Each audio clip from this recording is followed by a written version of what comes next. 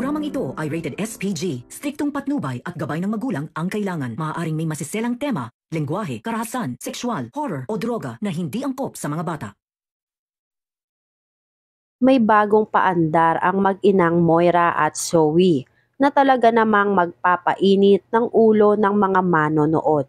Alamin natin. Welcome back sa aking channel, mga kaganapan sa abot kamay na pangarap. Napaka-intense nga ng mga kaganapan sa abot kamay na pangarap. Gumawa ng paraan si RJ upang malinis ang pangalan ng anak na si Annalyn.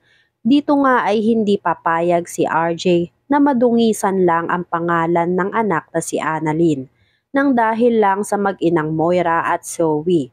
Dahil alam ni RJ kung ano ang tunay na ugali ni Annalyn.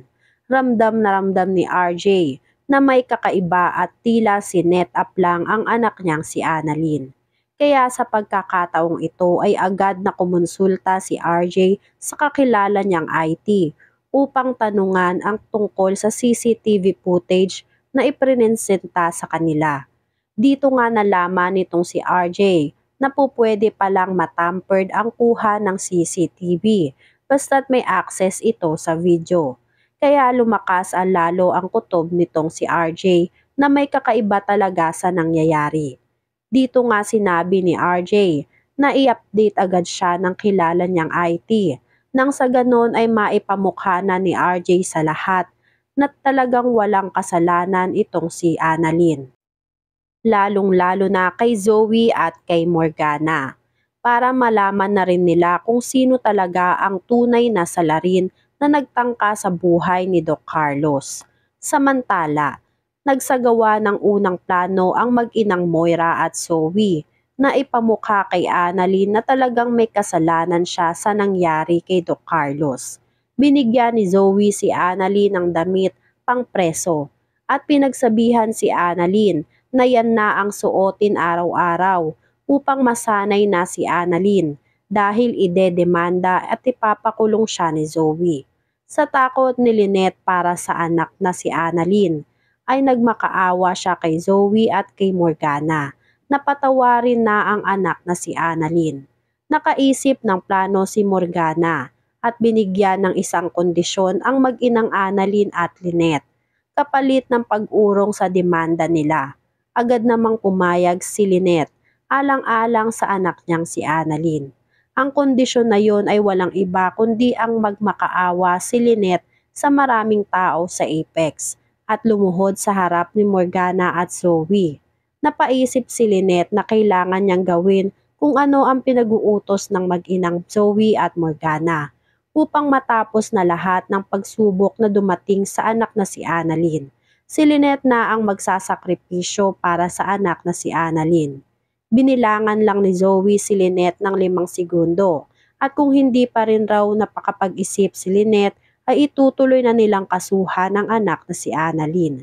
Sa takot ni Lynette ay nakapagdesisyon siya na gawin na kung ano ang nararapat. Naiwan si Lynette at Annalyn.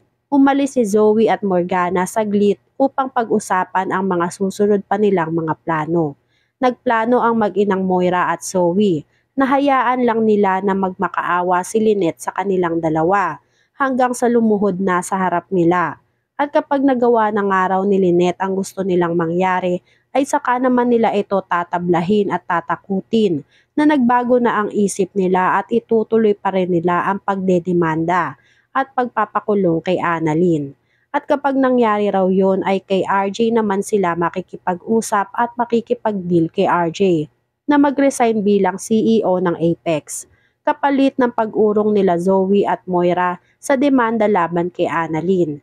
Dito masusubukan kung gaano talaga kamahal nitong si RJ ang anak na si Annalyn. Samantala, sa guilty nga nitong si Harry sa kaibigang si Annalyn ay hindi na niya maisip kung sino ang lalapitan niya ng tulong para matulungan sina Annalyn sa gagawin nila Moira at Zoe sa kanila. Mabuti na lang at nakita ni Harry si Regan at Doc Kim na magkasamang nag-uusap.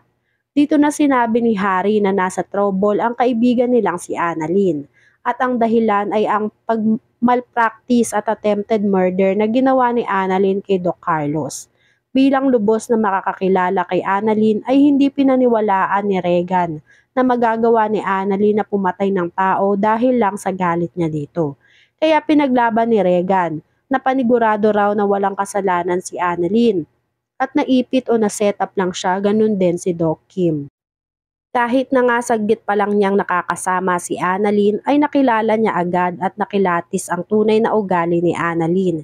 Imposible raw talaga na makagawa si Annalyn ng mga ganung bagay, lalong-lalo na ang pumatay. Dahil mahal ni Annalyn ang pagiging doktor niya, hindi raw isaalang-alang ni Annalyn ang career niya para lang mapatay ang isang tao. Dito na pinuntahan nila Regan at Doc Kim si Annalyn. Nakita nilang pinagkakaguluhan na silang mag-ina, kaya pinahinto na sila sa ginagawa nila. Dito na napag-isip ni Annalyn na baka pinaglalaruan lang sila ng mag-inang Moira at Zoe.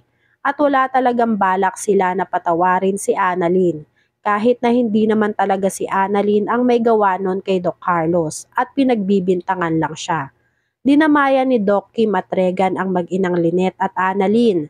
Sinabihan nila na kahit anong mangyari ay hindi talaga sila naniniwala na magagawa yun lahat ni Annalyn. Malamang raw ay may nag-set up lang kay Annalyn at si Annalyn ang gustong managot sa kasalanang ginawa ng iba. Kinabukasan, may bagong paandar na naman ang mag-inang Moira at Zoe.